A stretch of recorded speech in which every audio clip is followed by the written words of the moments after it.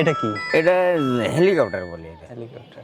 আমার এই হেলিকপ্টার বা আমার চালাতে মানা করে আমার, তাও আমার এটা ভালো লাগে। আল্লাহ হায়াত রাখে সেই কদিন আমি হেলিকপ্টার আমি জীবনযাপন করবো, আমি আর চালাইও যাবো ইনশাল্লাহ।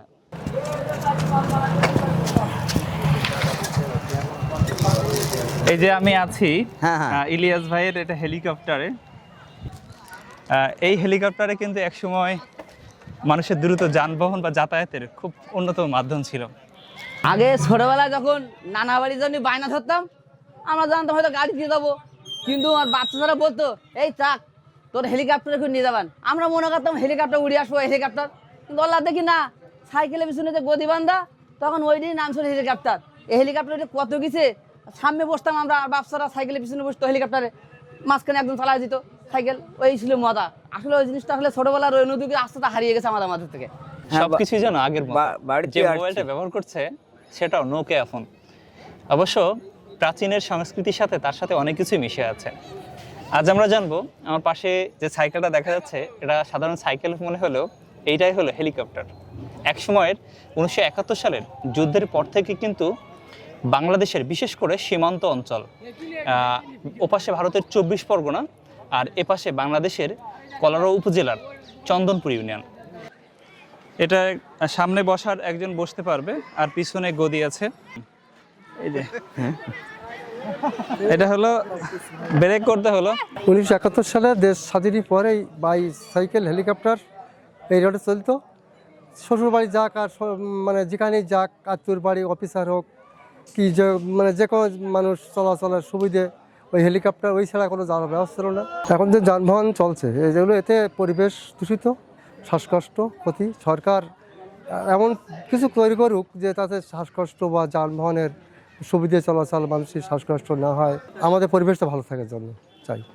হেলিকপ্টারে আমরা পাট বা ধান যেতাম বাগাছাড়া কলারোয়া 10 টাকা মন, ঝাউডাঙ্গায় ওই একই পড়তা। যাওয়া আসা 5 টাকা 10 টাকা করে আমরা যেতাম, 5 টাকায়ও যেতাম 10 টাকায়ও যেতাম। আসলে এখন যুগের পরিবর্তন, মানুষ এখন কোথাও যেতে গেলে, শপিং করতে গেলে, শ্বশুরবাড়ি গেলে, কোনো আত্মীয় স্বজনের বাড়ি গেলে মোটরসাইকেল, প্রাইভেট কার কিংবা ভ্যান, এবং বিভিন্ন রকম যানবাহন উঠছে, তাতে চলে যায়। কিন্তু আগে এক সময় ছিল, আমার বাচ্চা চাচাদের আমলে, দাদা আমলে হেলিকপ্টার যেত। যদিও ইলিয়াস ভাইয়ের সাইকেল এটা, ইলিয়াস ভাই প্রায় 30 বছর যাবৎ এই হেলিকপ্টার চালিয়েছে। এই হেলিকপ্টারটা মূলত চালায় আপনি সর্বোচ্চ কত দূর পর্যন্ত গিয়েছেন?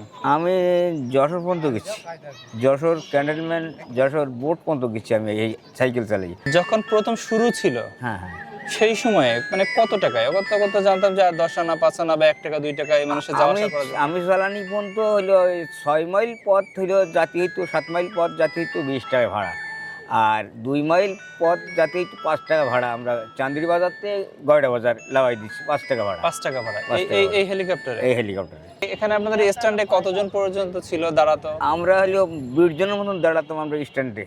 20 জন? 20 জনের মতন। সেই সময় কেমন টাকা ইনকাম করতেন? সেই সময় ইনকাম করতাম ওই 200 টাকা, 100 টাকা, 300 টাকা, নিয়ম ছিল না। কিন্তু তা দিয়ে তো মানে ভালোই সংসার চলতো। আল্লাহর মধ্যে চলতো, কোনো অসুবিধা হইতো না। 1000 টাকা ইনকাম করলেও সে চলে না। এখন জিনিসপত্রের সব দাম বেশি, এখন চালানি যায় না। মাঠের কাজ তো বাদ দিয়েছি। আমি 30 বছর আগের থেকে এই সাইকেলে আমি চালাই, সংসার বা সবকিছুই চলে। আমি চালাইছি।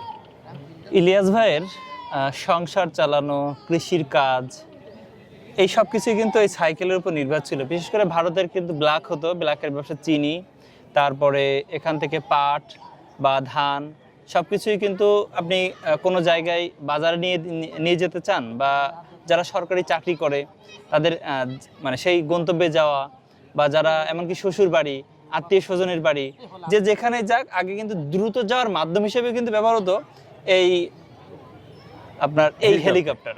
কিন্তু এখন দেখেন কালের বিবর্তন, মানে সময়ের সাথে সাথে যতই পরিবর্তন হয়েছে ততই কিন্তু এই হেলিকপ্টার কিন্তু আস্তে আস্তে উঠে গিয়েছে। এখন মোটরসাইকেল, তারপরে ভ্যান, একসময় টেম্পু ছিল, সেটাও এখন আর নাই।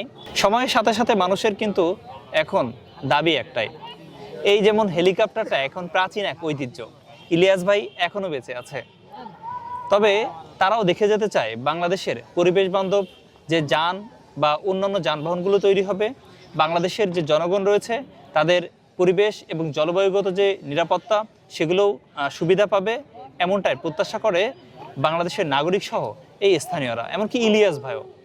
তো দেখা হবে নতুন কোনো অনুষ্ঠানে, নতুন কোনো পর্বে। সেই পর্যন্ত আপনারা সুস্থ থাকুন, ভালো থাকুন, আল্লাহ হাফেজ। ভারতে ওখানতে দিত সাইকেল, ওই সাইকেল ব্যবহার করতাম, মানে সমস্ত লোকই মানে ওই সাইকেল চালাইতে, আগে ওই হেলিকপ্টার চালাইতো। ওই সাইকেলের দুই সাইডই পাদানি আছে দুটো, আর পেছনে গদি বান্ধা বসে, আর সামনে হইলো একজন নেওয়া যায়। মোট 3 জন লোক আমি মানে গেছে, আপ ডাউন করেছি লোক।